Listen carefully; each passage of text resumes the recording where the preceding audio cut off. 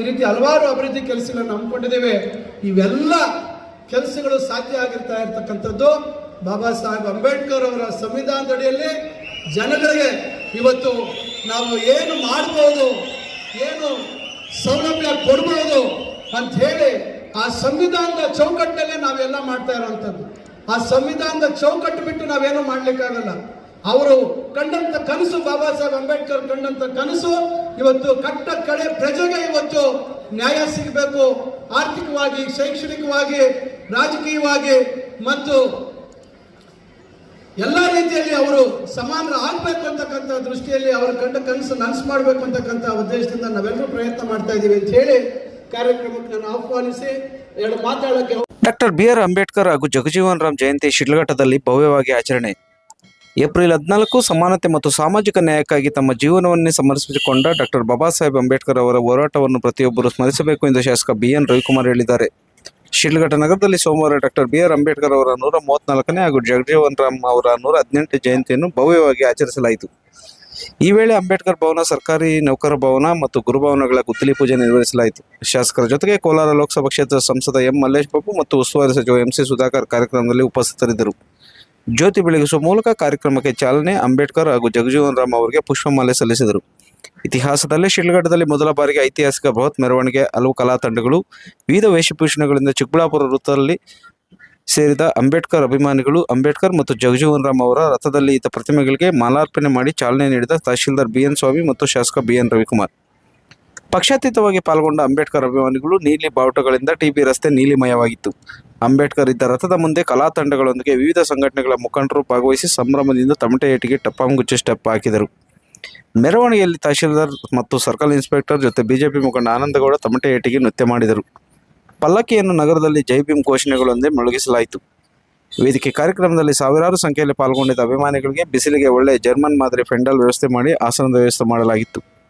ಅಂಬೇಡ್ಕರ್ ಭವನದ ಜೊತೆ ನೌಕರ ಭವನ, ಗುರುಭವನಗಳಿಗೆ ಉಸ್ತುವಾರಿ ಸಚಿವರು ಸಂಸದ ಮಲ್ಲೇಶ್ ಬಾಬು ಜೊತೆ ಶಾಸಕ ರವಿಕುಮಾರ್ ಭೂಮಿ ಪೂಜೆ ಮಾಡಿದರು.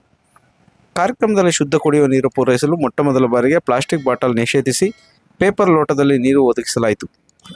SSLC ಮತ್ತು PUCಯಲ್ಲಿ ಹೆಚ್ಚು ಅಂಕ ಪಡೆದ ವಿದ್ಯಾರ್ಥಿಗಳಿಗೆ ಪ್ರತಿಭಾ ಪುರಸ್ಕಾರ ಮಾಡಿ ನಗದು ಹಣ ನೀಡಿದ ಶಾಸಕ BN ರವಿಕುಮಾರ್. ಕಾರ್ಮಿಕರಾದ ಗಾರೆ ಕೆಲಸದ ಕಾರ್ಮಿಕರಿಗೆ ಕಿಟ್ ವಿತರಣೆ ಮಾಡಲಾಯಿತು. ಅಂಗವಿಕಲರಿಗೆ ದ್ವಿಚಕ್ರ ವಾಹನವನ್ನು ಇದೇ ಕಾರ್ಯಕ್ರಮದಲ್ಲಿ ನೀಡಲಾಯಿತು. ಇನ್ನು ನೆರೆದಿದ್ದ ಅಂಬೇಡ್ಕರ್ ಅಭಿಮಾನಿಗಳಿಗೆ, ಜಗಜೀವನ್ ರಾಮ್ ಅಭಿಮಾನಿಗಳಿಗೆ ಊಟದ ವ್ಯವಸ್ಥೆಯನ್ನು ಪ್ರವಾಸಿ ಮಂದಿರದಲ್ಲಿ ಏರ್ಪಡಿಸಲಾಗಿತ್ತು. ಕಾರ್ಯಕ್ರಮದಲ್ಲಿ ಮಾತನಾಡಿದ ತಾಲೂಕು ತಹಶೀಲ್ದಾರ್ BN ಸ್ವಾಮಿ, ಅಂಬೇಡ್ಕರ್ ಮತ್ತು ಜಗಜೀವನ್ ರಾಮ್ ಜಯಂತಿ ಇಂದು ನಾವು ಆಚರಿಸುತ್ತಿದ್ದೇವೆ. ಅವರಂತಹ ಮಹಾಪುರುಷರ ಆದರ್ಶಗಳನ್ನು ಪಾಲಿಸಿ ಮಕ್ಕಳಿಗೆ ಉತ್ತಮ ಶಿಕ್ಷಣ ನೀಡಬೇಕೆಂದು ಕರೆ ನೀಡಿದರು. ಮುಖ್ಯ ಭಾಷಣಕಾರರಾದ ಎಲ್ ಹನುಮಂತಯ್ಯ, ಸಂವಿಧಾನ ನೀಡಿರುವ ಹಕ್ಕುಗಳನ್ನು ಬಳಸಿಕೊಂಡು ದೇಶಕ್ಕಾಗಿ ನಾವು ಏನು ಕೊಡುತ್ತಿದ್ದೇವೆ ಎಂಬ ಜವಾಬ್ದಾರಿ ಪ್ರತಿಯೊಬ್ಬ ನಾಗರಿಕನಲ್ಲಿಯೂ ಇರಬೇಕು. ಅಂಬೇಡ್ಕರ್ ಎಲ್ಲರಿಗೂ ಸಮಾನ ಅವಕಾಶಗಳನ್ನು ನೀಡಿದ ಮಹಾನ್ ನಾಯಕ ಎಂದು ಹೇಳಿದರು. ಅವರು ಜಗಜೀವನ್ ರಾಮ್ ಅವರನ್ನು ಹಸಿರು ಕ್ರಾಂತಿ ಹರಿಕಾರ ಎಂದು ಬಣ್ಣಿಸಿದರು. ಉಸ್ತುವಾರಿ ಸಚಿವ MC ಸುಧಾಕರ್ ಕಾರ್ಯಕ್ರಮವನ್ನು ಉದ್ದೇಶಿಸಿ ಮಾತನಾಡಿದರು. ಕಾರ್ಯಕ್ರಮವನ್ನು ಉದ್ದೇಶಿಸಿ ಮಾತನಾಡಿದ ಶಾಸಕ ರವಿಕುಮಾರ್, ಅಂಬೇಡ್ಕರ್ ಅವರ ಸಂವಿಧಾನ ನಮಗೆಲ್ಲರಿಗೂ ಗೌರವದಿಂದ ಬದುಕಲು ಕಲಿಸಿದೆ. ಅವರಿಗೆ ಇಂದು ಭವನ ನಿರ್ಮಾಣ ಮಾಡುತ್ತಿರುವುದಕ್ಕೆ ನನಗೆ ತುಂಬ ಸಂತೋಷ ಆಗುತ್ತಿದೆ ಎಂದು ಸಂತಸಪಟ್ಟರು. ಆಹಾರ ಮತ್ತು ನಾಗರಿಕ ಪೂರೈಕೆ ಸಚಿವ KH ಮುನಿಯಪ್ಪ ದೂರವಾಣಿ ಮೂಲಕ ಮಾತನಾಡಿ, ಹಲವು ವರ್ಷಗಳ ಕನಸು ಈಡೇರಿಸಿದ BN ರವಿಕುಮಾರ್ ಪಣತೊಟ್ಟಿರುವುದು. ಅವರಿಗೆ ಯಾವುದೇ ಮುಂದಿನ ರೀತಿಯಲ್ಲಿ ಸಹಕಾರ ನೀಡಲು ನಾನು ಸಿದ್ಧ ಎಂದು ಹೇಳಿದರು. ಈ ಸಂದರ್ಭದಲ್ಲಿ doctor MC Sudhakar, Venkatanarayanamma, ME Venkataswamy, Roopa Naveen, bunk Muniyappa, Prasanna Kumar K, Mohan Kumar ಆಯುಕ್ತರು, ಸಿಕಲ್ ಆನಂದಗೌಡ, ವೆಂಕಟೇಶ್ ಮೂರ್ತಿ ಆರೋಗ್ಯಾಧಿಕಾರಿ, Srinivas M circle inspector, Jagadish M Meluru Manjunath, CV Lakshmanaraju, KN Subbareddy, BJP Anandagowda, Krishnamurthy, Saraswathamma, HR Sandeep Reddy, HS Fayaz, Narayana Swamy ವಕೀಲ, ತಾದೂರು ರಘು, ಬೈರೇಗೌಡ, G ನರಸಿಂಹಮೂರ್ತಿ, ರಮೇಶ್ M ಸೇರಿದಂತೆ ಹಲವಾರು ಗಣ್ಯರು ಹಾಗೂ ದಲಿತ ಪರ, ಕನ್ನಡ ಪರ, ರೈತ ಪರ ಸಂಘಟನೆಗಳು ಹಾಗೂ ಸಾರ್ವಜನಿಕರು ಉಪಸ್ಥಿತರಿದ್ದರು. ವರದಿ ಗೋರ್ಮಡ್ಗು ಮೈತ್ರಿ ಲೋಕೇಶ್, ಕನ್ನಡ ಮೈತ್ರಿ ನ್ಯೂಸ್, ಶಿಡ್ಲಘಟ್ಟ.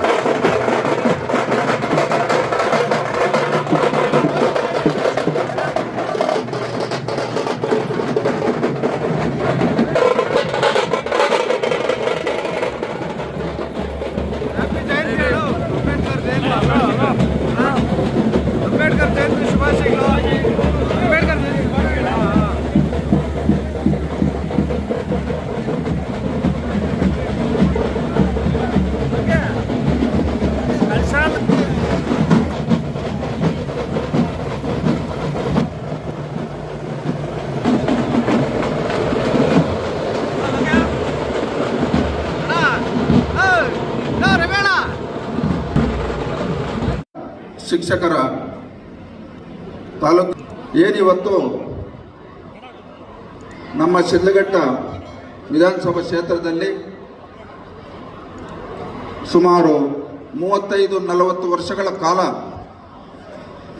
ಹಲವಾರು ಸಂಘ ಸಂಸ್ಥೆ ಅಧ್ಯಕ್ಷರುಗಳು, ಪದಾಧಿಕಾರಿಗಳು, ಸಂಘಟನೆಗಾರರು ನಿರಂತರವಾಗಿ ಒಂದು ಹೋರಾಟವನ್ನು ಮಾಡಿ ಇವತ್ತು ಈ ಶಿಡ್ಲಘಟ್ಟ ನಗರದಲ್ಲಿ ಅಂಬೇಡ್ಕರ್ ಭವನ ಇವತ್ತು ಆ ಕಷ್ಟಕ್ಕೆ ಪ್ರತಿಫಲ ಸಿಕ್ಕಿದೆ ಅಂತ ನಾನು ಈ ಸಂದರ್ಭದಲ್ಲಿ ಹೇಳಕ್ಕೆ ಬಯಸ್ತಾ ಇದ್ದೀನಿ.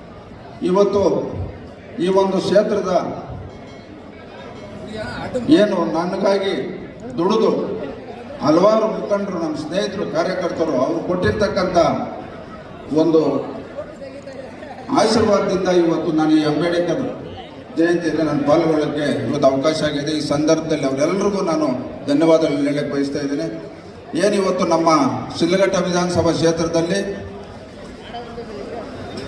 ಇವತ್ತು ನಮ್ಮ ನಮ್ಮ ರಾಜ್ಯದಲ್ಲಿ 224 ಕ್ಷೇತ್ರಗಳ ಪೈಕಿ ಅತ್ಯಂತ ಇಳಿದುಳಿದಿರ್ತಕ್ಕಂಥ ಏನಿವತ್ತು ನಮ್ಮ ಶಿಡ್ಲಘಟ್ಟ ನಗರದಲ್ಲಿ ನಮಗೆ ಸ್ವತಂತ್ರ ಬಂದು 78 ವರ್ಷ ಆಗಿದೆ. ಸ್ವಾತಂತ್ರ್ಯ ಬಂತು 78 ವರ್ಷದಲ್ಲಿ ಇವತ್ತು ನಮಗೆ ಒಂದು ಗುರುಭವನ ಇಲ್ಲ, ಒಂದು ಶಿಕ್ಷಕರ ಭವನ ಇಲ್ಲ, ಒಂದು ಅಂಬೇಡ್ಕರ್ ಭವನ ಇಲ್ಲ. ಇವೆಲ್ಲಕ್ಕಿಂತ ಮಿಗಿಲಾಗಿ ಇಡೀ ರಾಜ್ಯದಲ್ಲಿ ಇವತ್ತು ತಾಲೂಕು ಕೇಂದ್ರಗಳಲ್ಲಿ 100 ಬೆಡ್ಡೆಡ್ ಹಾಸ್ಪಿಟಲ್ ಇಲ್ದಿರ್ತಕ್ಕಂಥ ಕ್ಷೇತ್ರ ಯಾವುದಾದ್ರೂ ಇದ್ದರೆ ಅದು ಶಿಡ್ಲಘಟ್ಟ ವಿಧಾನಸಭಾ ಕ್ಷೇತ್ರ. ಇವತ್ತು ನಿರಂತರವಾಗಿ ನಾವು ಪ್ರಯತ್ನವನ್ನು ಪಟ್ಟು ಇವತ್ತು 3 ಕಾರ್ಯಗಳಿಗೆ ಇವತ್ತು ನಾವು ಚಾಲನೆಯನ್ನು ಕೊಟ್ಟಿದ್ದೀರಿ. ಮುಂದೆ ನಮ್ಮ ಗುರಿ ಇರ್ತಕ್ಕಂಥದ್ದು ಈ ಒಂದು ತಾಲೂಕಿನಲ್ಲಿ 100 ಬೆಡ್ಡೆಡ್ ಹಾಸ್ಪಿಟಲ್ ಒಂದು ಮಾಡಬೇಕು. ಮತ್ತು ಈ ಒಂದು ತಾಲೂಕಿನಲ್ಲಿ ಮುಖ್ಯವಾಗಿ ಇವತ್ತು ಭಾಳಷ್ಟು ಹಿಂದುಳಿದಿರ್ತಕ್ಕಂಥ ಕುಟುಂಬಗಳು ಈ ಕ್ಷೇತ್ರದಲ್ಲಿ ಇದನ್ನೆಲ್ಲ ಗಮನದಲ್ಲಿಟ್ಕೊಂಡು ಅವರಿಗೆ ಒಂದು ಉತ್ತಮ ಶಿಕ್ಷಣ ಮತ್ತು ಆರೋಗ್ಯಕ್ಕೆ ಹೆಚ್ಚಿನ ಆದ್ಯತೆಯನ್ನು ಕೊಡಬೇಕಂತೇಳಿ ನನಗೆ ಅಧಿಕಾರ ಬಂದಾಗಿನಿಂದ ನಿರಂತರವಾಗಿ ನಾನು ಪ್ರಯತ್ನವನ್ನು ಮಾಡ್ತಾ ಇದ್ದೀನಿ. ಮುಂದೆ ಈ ಒಂದು ಕ್ಷೇತ್ರದಲ್ಲಿ ಶಿಕ್ಷಣ, ಆರೋಗ್ಯ, ಅಭಿವೃದ್ಧಿ ಇವೆಲ್ಲಕ್ಕಿಂತ ಮಿಗಿಲಾಗಿ ನಮ್ಮ ತಾಲೂಕು ದಂಡಾಧಿಕಾರಿಗಳು ಮತ್ತು ನಮ್ಮ ತಾಲೂಕು ಪಂಚಾಯಿತಿ ಅವರು ಈ ವೇದಿಕೆಯಲ್ಲಿದ್ದಾರೆ. ಈ ವೇದಿಕೆ ಮುಖಾಂತರ ಅವ್ರ ಗಮನ ತರ್ತಕ್ಕಂಥ ಒಂದು ವಿಚಾರ ಏನಿವತ್ತು ನಮ್ಮ ಶಿಡ್ಲಘಟ್ಟ ವಿಧಾನಸಭಾ ಕ್ಷೇತ್ರದಲ್ಲಿ ಇವತ್ತು ಒಟ್ಟು 34 ಗ್ರಾಮ ಪಂಚಾಯಿತಿ ಇದೆ. ಆದರೆ ನಮ್ಮ ಶಿಡ್ಲಘಟ್ಟ ತಾಲೂಕಿನಲ್ಲಿ 28 ಗ್ರಾಮ ಪಂಚಾಯಿತಿಗಳಿದೆ.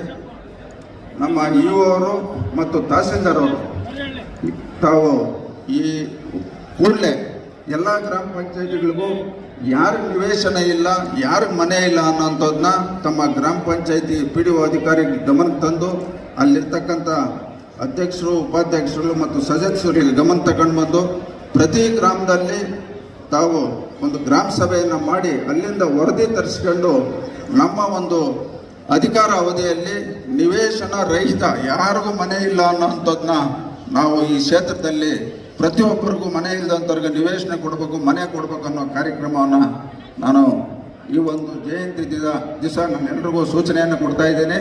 ನಿರಂತರವಾಗಿ ಈ ಕ್ಷೇತ್ರದಲ್ಲಿ ಪ್ರತಿಯೊಬ್ಬರಿಗೂ ನಿವೇಶನ, ಮನೆ ಕೊಡ್ತಕ್ಕಂಥ ಕೆಲಸ ನಾನು ಪ್ರಾಮಾಣಿಕತೆಯಿಂದ ನಾನು ಮಾಡ್ತೀನಿ ಅಂತ ಈ ಸಂದರ್ಭದಲ್ಲಿ ಹೇಳ್ತಾ, ಅದೇ ರೀತಿ ಇವತ್ತು ನಮ್ಮ ತಾಲೂಕಿನಲ್ಲಿ 100 ಬೆಡ್ಡೆಡ್ ಹಾಸ್ಪಿಟ್ಲು ಇಲ್ಲ ಅಂತ ಇವತ್ತು ನಮ್ಮ ಉಸ್ತುವಾರಿ ಸಚಿವರಿಗೂ ಮತ್ತು ಆರೋಗ್ಯ ಸಚಿವರಿಗೆ ಗಮನ ತಂದಿದ್ದೇನೆ.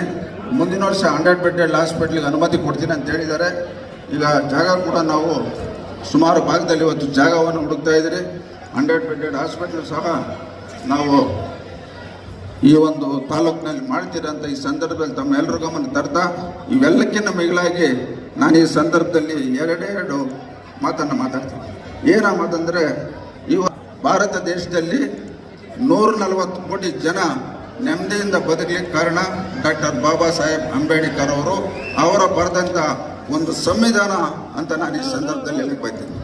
ಇವತ್ತು ಬಾಬು ಜಗಜೀವನ್ ರಾವ್ ಅವರು 1936ರಿಂದ 1978 ತನಕ ನಿರಂತರವಾಗಿ 32 ವರ್ಷಗಳ ಕಾಲ ಉತ್ತರ ಭಾರತದಲ್ಲಿ ಕೇಂದ್ರ ಸಚಿವರು, ಇವತ್ತು ಕಾರ್ಮಿಕ ಸಚಿವರಾಗಿರ್ಬೋದು, ಕೃಷಿ ಸಚಿವರಾಗಿರ್ಬೋದು, ಮತ್ತು ನಮ್ಮ ಡಿಫೆನ್ಸ್ ಇವತ್ತು ಸಚಿವರಾಗಿ ಹಲವಾರು ಈ ದೇಶಕ್ಕೆ ಬಡವರ ಪರವಾಗಿ, ರೈತರ ಪರವಾಗಿ, ಹಲವಾರು ಕಾರ್ಮಿಕರ ಪರವಾಗಿ ಅವರು ಕೊಟ್ಟಿದ್ದಾರೆ. ಈ ಎಲ್ಲ ಮಹನೀಯರ ಆದರ್ಶಗಳು ಪ್ರತಿಯೊಬ್ಬ ರಾಜಕಾರಣಿ ಅಳವಡಿಸ್ಕೊಂಡು ಒಳ್ಳೆಯದಾಗ್ತದೆ. ಈ ದೇಶ ಇಡೀ ಜಗತ್ತಿನಲ್ಲಿ ಉನ್ನತ ಸ್ಥಾನಕ್ಕೆ ಬರ್ತದಂತ ಈ ಸಂದರ್ಭ ವಿಶೇಷವಾಗಿ ಇವತ್ತು ಏನು ಪುಸ್ತಕವನ್ನು ಅಧ್ಯಯನ ಮಾಡಿರ್ತಕ್ಕಂಥ ಅದ್ಯಾರಾದರೂ ಇದ್ರೆ ಡಾಕ್ಟರ್ ಬಾಬಾ ಸಾಹೇಬ್ ಅಂಬೇಡ್ಕರ್ ಅಂತ ನಾನು ಈ ಸಂದರ್ಭದಲ್ಲಿ ತಮ್ಮೆಲ್ಲರ ಗಮನ ತರ್ತಾ ಈ ಒಂದು ಕಾರ್ಯಕ್ರಮವನ್ನು ಅತ್ಯಂತ ಯಶಸ್ವಿಗೊಳಿಸ್ತಕ್ಕಂಥ ಎಲ್ಲರಿಗೂ ನಾನು ವಂದಿಸ್ತಾ, ಮುಖ್ಯವಾಗಿ ತಾಲೂಕಿನಲ್ಲಿ ಇರ್ತಕ್ಕಂಥ ಎಲ್ಲ ಅಧಿಕಾರಿ ವರ್ಗದವರಿಗೂ ಮತ್ತು ತಾಲೂಕಿನಲ್ಲಿ ಎಲ್ಲ ಸಂಘ ಸಂಸ್ಥೆಗಳು, ವಿಶೇಷವಾಗಿ ಎಲ್ಲ ನನ್ನ ಹಿರಿಯರು ಈ ಕಾರ್ಯ ಯಶಸ್ವಿಗೊಳಿಸಿದರೆ ನಾವು ಈ ಕಾರ್ಯಕ್ರಮ ಮಾಡಬೇಕು. ಇವತ್ತು ಡಾಕ್ಟರ್ ಬಾಬಾ ಸಾಹೇಬ್ ಅಂಬೇಡ್ಕರ್ ಅವರು ಹೇಳಿರ್ತಕ್ಕಂಥ ಸಮಾನತೆ ಇವತ್ತು ಸರ್ಕಾರದಿಂದ ಯಾವುದೇ ಯೋಜನೆಗಳು ಬಂದರೂ ಸಹ ಅದು ನೇರವಾಗಿ ಆ ಜನಸಾಮಾನ್ಯಕ್ಕೆ ತಲುಪಿಸ್ತಕ್ಕಂಥ ಕೆಲಸ ನಾವು ಮಾಡಬೇಕು. ಅದು ನನ್ನ ಒಂದು ಅಧಿಕಾರ ಅವಧಿಯಲ್ಲಿ ಪ್ರಾಮಾಣಿಕತೆಯಿಂದ ನಾನು ಮಾಡ್ತೀನಿ.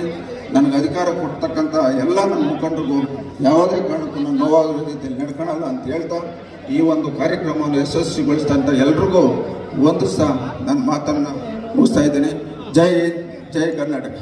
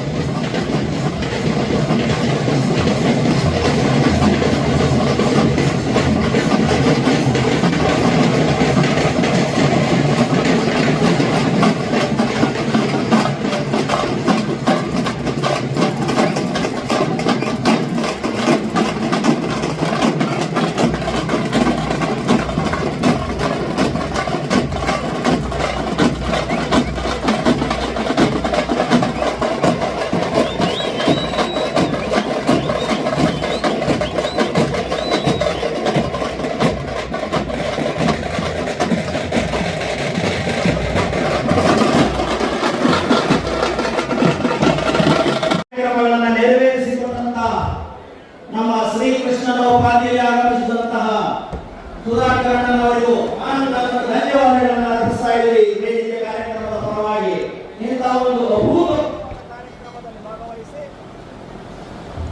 ಕಾರ್ಯಕ್ರಮವನ್ನು ಯಶಸ್ವಿಗೊಳಿಸಿದ ಇವರು ಕೂಡ ವೇದಿಕೆ ಮೇಲೆ ಆಸನಾಗ್ತಾರೆ. ಅವರು ಕೂಡ ಆತ್ಮೀಯವಾಗಿರುವಂತಹ ಸ್ವಾಗತವನ್ನ ಕೋರ್ತಾ ಇದ್ದೀನಿ. ಅದೇ ರೀತಿಯಾಗಿ ಈ ಶಿಡ್ಲಘಟ್ಟ ನಗರಸಭೆಯ ಅಧ್ಯಕ್ಷರಾಗಿರುವಂತಹ ಶ್ರೀ MV ವೆಂಕಟಸ್ವಾಮಿ ಅವರು ಕೂಡ ಜನ್ಮದಿನೋತ್ಸವ ಮತ್ತು ಈ ತಾಲೂಕಿನ ಜನತೆ ಆಶಯ ಈಡೇರಿಸಿರ್ತಕ್ಕಂಥ ನಮ್ಮ ಜನಪ್ರಿಯ ಶಾಸಕರಾಗಿರ್ತಕ್ಕಂಥ PN ರವಿಕುಮಾರ್ ಅವರ ಅಧ್ಯಕ್ಷತೆಯಲ್ಲಿ ನಮ್ಮ ಕನಸನ್ನ ನನಸು ಮಾಡತಕ್ಕಂಥ ಸಾಧನೆಗೆ ಇಡೀ ತಾಲೂಕು ಶಿಕ್ಷಣ ಕ್ಷೇತ್ರ, ಇಡೀ ನೌಕರ ಕ್ಷೇತ್ರ ಗೌರವಿಸುವಂತ, ಹೆಮ್ಮೆ ಪಡುವಂತ ಒಂದು ಸಂಜಯ್ ಆರ್, ತಂದೆ ಹೆಸರು ರಮೇಶ್ ಸಿ, ಸರ್ಕಾರಿ ಪ್ರೌಢಶಾಲೆ ಜೀವಂಗ. ಈ ವಿದ್ಯಾರ್ಥಿಗಳಿಗೆ ಲ್ಯಾಪ್ಟಾಪ್ ವಿತರಣೆ ಕಾರ್ಯಕ್ರಮವನ್ನು ನೆರವೇರಿಸಿಕೊಡಬೇಕು.